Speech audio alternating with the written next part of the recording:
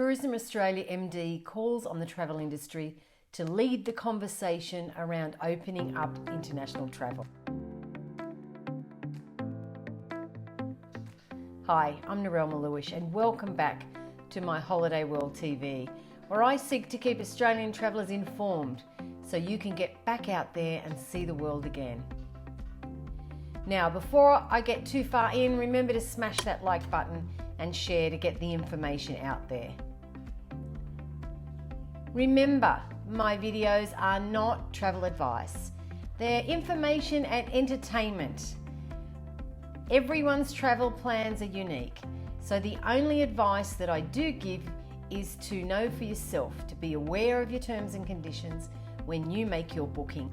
From the outset, we've had one step forward, 3 steps back with this pandemic. But talking about getting our borders open is still a hot potato. What I really wanted to tell you today was that we've had an official confirmation that our borders are closed until June. That's with a 3-month extension of Australia's Biosecurity Emergency Declaration from March through to June. That pushes the travel ban for Australians wanting to leave the country up to 15 months since the beginning of the pandemic. So naturally, the travel industry is disappointed. Last week, we were feeling hopeful with the news that Qantas were planning to restart their international flights on the 31st of October.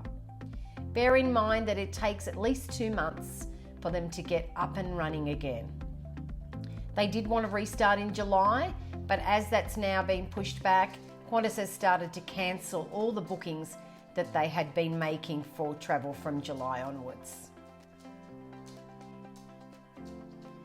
We also had a setback with New Zealand and the bubble, with the travel corridor that we were so hopeful would be open by now, especially as that country has a similar kind of risk-averse approach to the pandemic. The vaccine rollout is underway, but it's supposed to be through the whole population by October. However, with the low numbers each week so far, that seems a little bit ambitious to me, but only time will tell.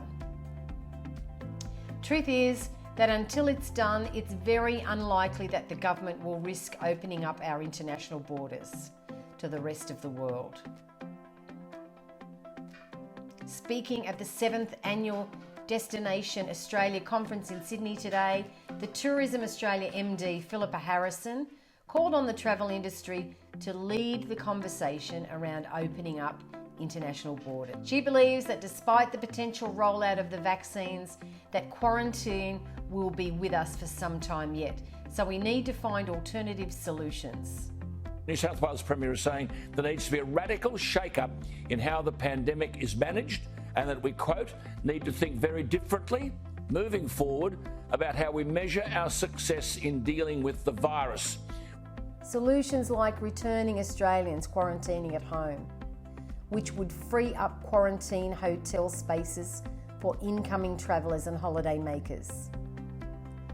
Travellers that businesses in our industry need in places like far north Queensland and across the rest of Australia, where we just cannot survive on Australia-only income.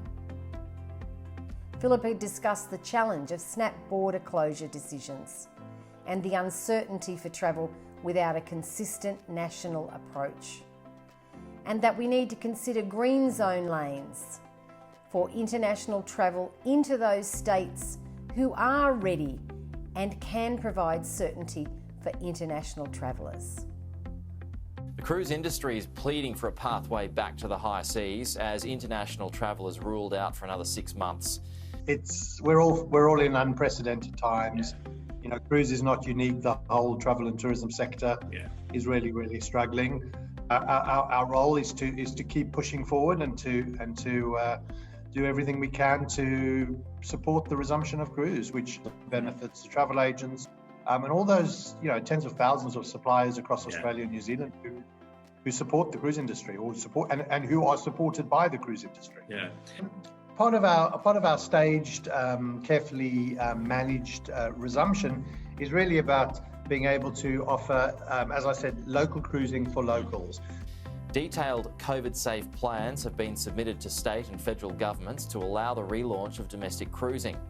Cruise liners overseas are operating under strict protocols, including capacity caps, mandatory COVID testing, and limited facilities. Being able to bring some ships in and operate local cruises, both intrastate and then expanding into interstate and then across the Tasman, hopefully when we get a broader bubble, and of course into the South Pacific. Experts say passengers could sail with confidence with these measures in place. Our success in this region, in this country, of keeping the virus at bay really creates the opportunity for us to be able to offer these local cruises. Regional communities who are crying out for visitors, for tourism, and those expedition ships have the ability to bring those tourists to those small communities. Tourism Australia is saying holiday year this year. Yes. This is a great opportunity for us to be able to, be part of that tourism recovery for Australia. It's likely that the rest of the world may open up before we do. And ultimately, the government will make that decision.